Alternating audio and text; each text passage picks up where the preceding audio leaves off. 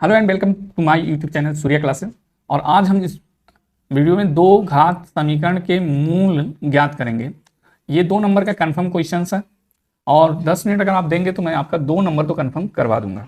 ठीक है, तो पेशेंसली आप 10 मिनट देखिए और 2 नंबर आपके यहाँ से कंफर्म होते हैं। तो चलिए हम दो घात के समीकरणों का मूल ज्ञात करेंगे। हम कौन सी विधि का प्रयोग करेंगे? हम लोग गुणनखंड विधि का प्रयोग करने वाले हैं। किस विधि का? गुणनखंड विधि का प्रयोग करने वाले हैं। ठीक है, गुणनखंड विधि से इन समीकरणों के मूल ज्ञात करेंगे। तो पहला समीकरण जो हमारे पास है यहाँ पर देखिए, पहला समीकरण क्या कर रहा है? X square minus 3x minus 10 equal to 0। ठीक है, अब ये दो घात का समीकरण है तो इसके मूल दो होंगे, दो मूल होंगे। जितने घात का समीकरण उतने मूल होते हैं। ठीक है, अल्फा और बीटा इसके दो मूल होंगे। तो यहाँ पे हमें क्या करना है? दो घात के समीकरण का मूल ज्ञात करना है। कैसे? गुणनखंड विधि से। तो सबसे पहले क्या करते हैं हम? एक्स स्क्वायर के गुणांक का चिन्ह सहित। एक्स स्क्वायर का यहाँ गुणांक क्या है? कुछ नहीं दिख रहा है तो 1 है। जब कुछ ना रहे तो प्लस 1 हो जाता है। और यहाँ ये जो आपका अचर पद है इसको हम ले लेते हैं 10 और गुणा करेंगे 10 एके 10 माइनस 10 आ गया।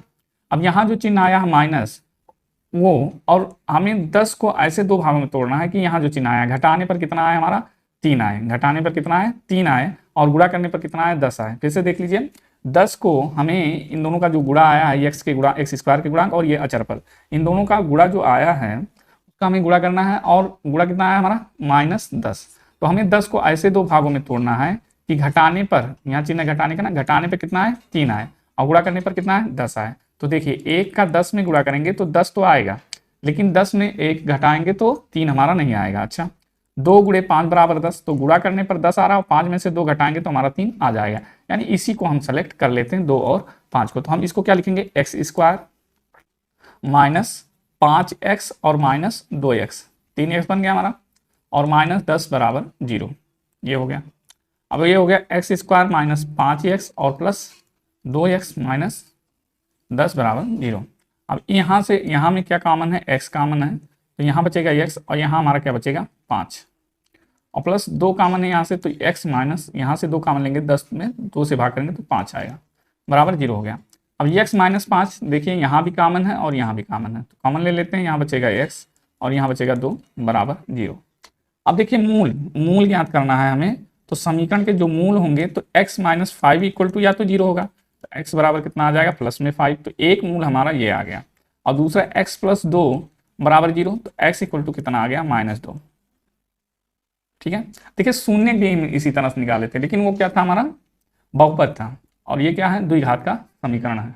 ठीक है, अच्छा, बहुपद और समीकरण में अंतर आप लोग पता कीजिएगा क्या होता है। ठीक, चलिए नेक्स्ट क्वेश्चन पे आते हैं। पता कर लीजिएगा बहुपद क्या होता है और समीकरण क्या होता है, दोनों में अंतर क्या है। ठीक, इसको देखते हैं। तो X square plus X minus 6 equal to 0, ये हमारा दो घात का समीकरण है। इसको हमें क्या करना है? इसके मूल ज्ञात करने हैं। किस विधि से? गुणनखंड विधि से। तो गुणनखंड विधि से हम लोग क्या करेंगे? ये एक्स स्क्वायर का गुणांक और ये यानी बिना एक्स वाला, इन दोनों को गुणा करते हैं, चिन्ह सहित गुणा कीजिए। तो यहाँ पर ये जो लगा है ये डैश है, माइनस नहीं है, ये चिन्ह। यहाँ क्या है? केवल प्लस 2 है और माइनस 6 कितना हो जाएगा? Plus minus minus 2 6 12 minus 12। यानी अब 12 को ऐसे दो भागों में विभाजित करना है कि घटाने पर हमारा कितना है? अभी देखिए x का गुणांक यहाँ कितना है? 1 है, कुछ नहीं है तो जानो 1 है। ठीक, 12 को ऐसे दो भागों में तोड़ना कि घटाने पर हमारा 1 आए और गुणा करने पर 12 आए। तो देखिए 1 में 12 से गुणा करेंगे तो गुणा करने में 12 आ रहा है, लेकिन 12 में 1 घटाने पर हमें 1 नहीं मिल रहा है। 2 6 12 हम लिख सकते हैं, तो गुणा करने पर 12 आ रहा है, लेकिन 6 में से 2 घटाएंगे तो 1 नहीं आएगा। 3 चौक 12 हो रहा है और 4 में से 3 घटाएंगे तो हमारा 1 आ जा रहा है। तो चलिए हम इसी को ले लेते हैं। तो क्या हो जाएगा? 2x square plus 4x minus 3x। अब 4x में से 3x घटाएंगे, 1x देखिए ये वाला बच जा रहा है, इसको जब सॉल्व करेंगे तो यही x आ जाएगा।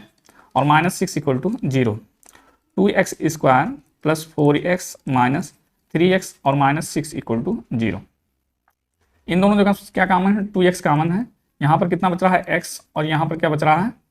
हमारा 2 बचेगा। माइनस 3 का अगर हम कॉमन ले लेंगे तो यहाँ हमारा बचेगा x, और यहाँ माइनस है और यहाँ माइनस हमने कॉमन लिया है, तो माइनस जब हम कॉमन लेते हैं तो कोष्टक के अंदर चिन्ह बदल जाते हैं। तो ये माइनस है तो क्या हो जाएगा? प्लस हो जाएगा। 3 दूना 6। कॉमन लेने का मतलब होता है उस संख्या में जो कॉमन लिए हैं उससे भाग करना। तो 6 में 3 से भाग करेंगे 2 आएगा, बराबर 0। ये बचेगा क्या? x plus 2 2x minus 3 equal to 0। अब देखिए समीकरण के मूल हमें निकालने हैं। समीकरण के मूल, तो मूल क्या हो जाएंगे? x प्लस 2 इक्वल टू 0, तो x इक्वल टू माइनस 2 और 2x माइनस 3 इक्वल टू 0, तो 2x इक्वल टू 3 और x इक्वल टू 3/2। तो हमारे पास एक मूल क्या आ गया, x इक्वल टू -2, और दूसरा हमारे पास मूल कौन सा आ गया, x इक्वल टू 3/2। चलिए थर्ड क्वेश्चन पे चलते हैं। देखिए हमारे पास क्या है, 2x² √2x² plus 7x plus 5√2। अब देखिए यहाँ पर x² का गुणांक क्या है, √2, किसमें, प्लस में, और बिना x वाला क्या है, 5√2। अब दोनों को गुणा करिए तो ये भी प्लस, जो रिजल्ट आएगा वो प्लस में आएगा। √2 और √2 का गुणा 2 हो जाएगा, और 5 यहाँ, 5 दूना 10, यानी +10 आ गया। अब 10 को हमें दो भागों में ऐसे तोड़ना है कि जोड़ने पर कितना आए, हमारा x का गुणांक यानी 7 आए, और गुणा करने पर कितना आए, 10 आए। फिर से सुनिए, हमने इसको x² के गुणांक और बिना x वाले गुणांक को गुणा किया तो हमारे पास कितना है, +10। अब ये जो 10 है इसको हमें दो भागों में तोड़ना है, ऐसे दो भाग में तोड़ना कि गुणा करने पर 10 आए, और जोड़ने पर, क्योंकि यहाँ प्लस का चिन्ह आ रहा है, तो जोड़ने पर हमारी ये x का गुणांक यानी 7 आए।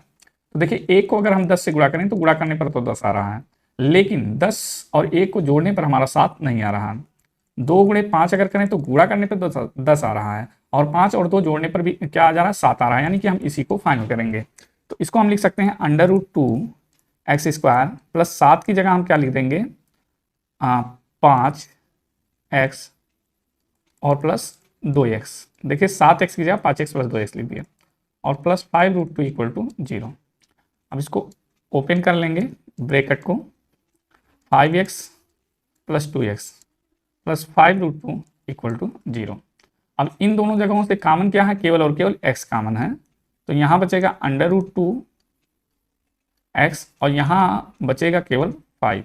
इन दोनों जगहों पर √2x कॉमन है, तो यहाँ देखिए 2 था, और 2 को आप क्या लिख सकते हो, √2 इंटू √2। अब एक √2 हमने बाहर निकाल लिया तो एक √2 बचा यहाँ, और x बाहर नहीं आएगा, x कॉमन नहीं है, ठीक है, यहाँ एक ही x है तो x कॉमन नहीं है, तो √2x यहाँ बचा, और √2 मैंने बाहर लिया है तो यहाँ पर केवल और केवल 5 बचा।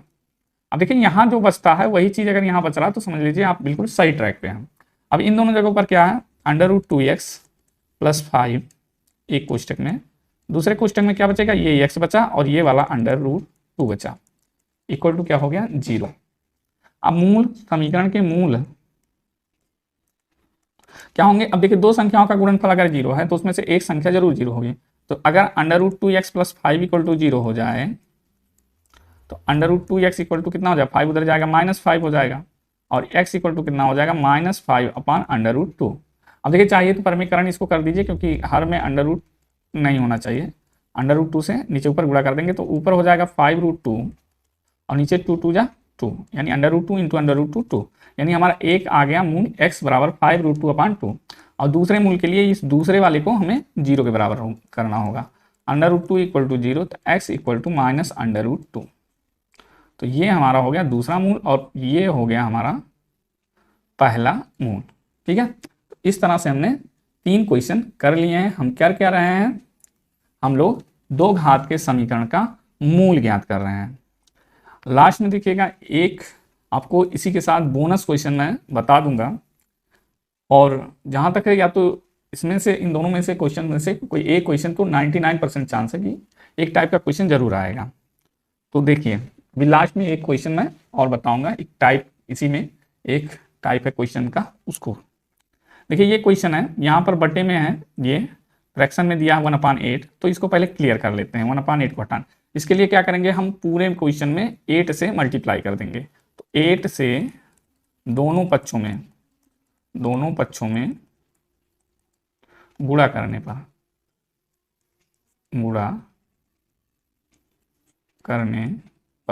अब 8 से गुणा करेंगे तो 2 इंटू 8x² माइनस इसमें 8 से गुणा करेंगे तो 8x, और इसमें 8 इंटू 1/8 इक्वल टू 8 इंटू 0, दोनों साइड में कर देंगे तो फिर दिक्कत नहीं होगी। 2 8 जा 16x² माइनस 8x, और यहाँ बचा 1, 8 8 कैंसिल हो गया, और 8 0 जा 0।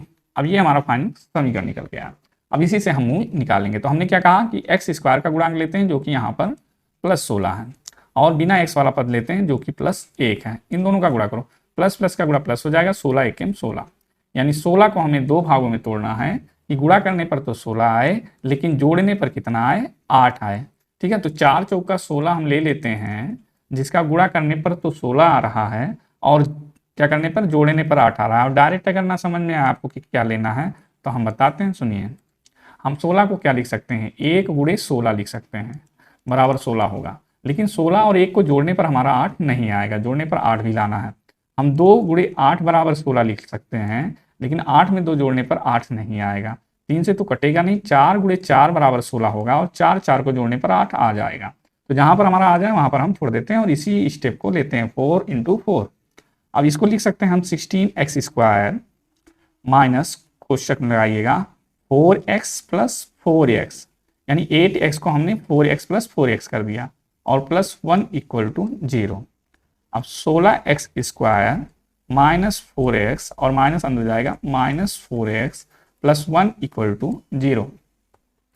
ठीक है, अब इन दोनों जगहों पर कॉमन क्या है तो देखिए 4x दोनों जगह से कॉमन है। अब यहाँ से 4 कॉमन लेंगे तो 16 में 4 से डिवाइड होगा, 4 बचेगा। और x² है, x कॉमन लेंगे तो यहाँ बचेगा x, और माइनस 4x इधर ले लेंगे तो होगा -1। और माइनस इन दोनों जगह पे कुछ नहीं कॉमन है तो 1 ले लीजिए, यहाँ बचेगा 4x, और चूंकि माइनस कॉमन लिए तो यहाँ पर -1 बच जाएगा इक्वल टू 0। अब ये 4x -1 है, ये भी 4x -1 है, यानी दोनों जगह से 4x -1 क्या हो जाएगा, कॉमन हो जाएगा।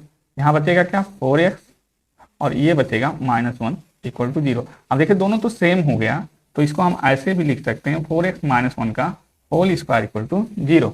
हमें दो मूल्य यहाँ से मिलेंगे, 4x -1 इक्वल टू, एक बार ये वाला 4x -1 इक्वल टू 0, एक बार ये वाला, और 4x इक्वल टू -1 उधर जाएगा, 1 हो जाएगा, x इक्वल टू 1/4 और कामा 1/4। दो बार हमने इसलिए लिखा कि यहाँ पर होल स्क्वायर है उसी चीज का, तो हमारे दोनों मूल कितने आ जाएंगे, 1/4 और 1/4। ठीक है, अब इसी क्वेश्चन के साथ एक क्वेश्चन और आ जाता है हमारे पास, जैसे ये एक इक्वेशन है 16x² minus 8x plus 1। Equation क्या है यहाँ पर, 16x² माइनस 8x और प्लस 1 इक्वल टू 0। ये हमारा क्या है, एक दो घात का समीकरण है। क्या है, दो घात का क्या है, समीकरण है, एक दो घात का समीकरण है। अब इसके साथ एक क्वेश्चन पूछा जाता है कि इनके मूलों की प्रकृति ज्ञात कीजिए, मूलों की प्रकृति ज्ञात कीजिए। इसके लिए एक चीज हमको समझना होगा कि द्विघात का समीकरण का मानक रूप क्या होता है।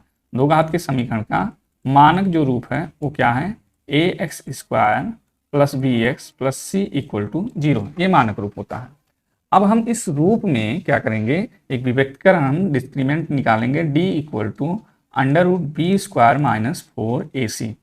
ठीक है, अब देखिए b² जो है यहाँ पर x का गुणांक है, 4 और a जो है x² का गुणांक है, और c यहाँ पर अचर पद है। अब यदि जो d का मान निकल के आ रहा है वो 0 से क्या है, बड़ा है, तो जो मूल होंगे, मूल वो कैसे होंगे, वास्तविक होंगे। कैसे होंगे, वास्तविक तथा भिन्न। भिन्न मतलब अलग अलग, भिन्न भिन्न। ठीक है, अगर d इक्वल टू 0 आ रहा है तो जो मूल होगा, मूल वास्तविक होगा और समान होंगे, यानी दोनों मूल क्या होंगे, बराबर होंगे। और अगर d का मान 0 से छोटा है तो कोई भी वास्तविक मूल नहीं होगा, वास्तविक मूल नहीं होगा, कोई भी वास्तविक मूल नहीं होगा। ठीक है, अब इस केस में मान लीजिए पूछा जाएगा तो हम d निकालेंगे √b², b की जगह पर -8 है तो -8 का स्क्वायर करोगे तो प्लस 64 होगा, -4 a की जगह पर 16 और c की जगह पर 1 है, यानी अंडर क्या हो जाएगा, 64 माइनस 16 चौका 64 यानी कि 0। d का मान 0 आ गया, यानी इसके मूल कैसे हैं, वास्तविक और समान।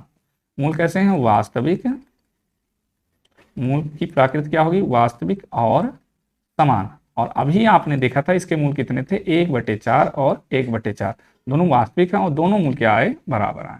तो इस तरह से क्वेश्चन भी 99% चांस है कि आपसे पूछा जा सकता है, क्योंकि अभी जो पिछले वर्ष में तक पूछे गए हैं क्वेश्चन उसमें से ये शामिल था, कई बार पूछा गया। और इस बार जो यूपी बोर्ड का ऑफिशियल क्वेश्चन पेपर है उसमें भी मॉडल पेपर में ये क्वेश्चन आया हुआ है। तो मॉडल पेपर में अगर आया है तो चांसेस हैं कि इस तरह से क्वेश्चन आपके बोर्ड में बनेंगे। और आपका यूपी बोर्ड का जो ऑफिशियल मॉडल पेपर है वो जहाँ तक है कि कल तक मैं उसको सॉल्व करा दूंगा। तो आगे की वीडियो के लिए आप चैनल पर बने रहें, और बने रहने के लिए आपको करना होगा चैनल को सब्सक्राइब, नहीं तो लाखों करोड़ों की भीड़ है, उसमें से हमारा चैनल और हम दोनों कहीं खो जाएंगे। ठीक है, तो चलिए मिलते हैं नेक्स्ट वीडियो में, तब तक आप अपना ख्याल रखिए, रिवीजन करते रहिए।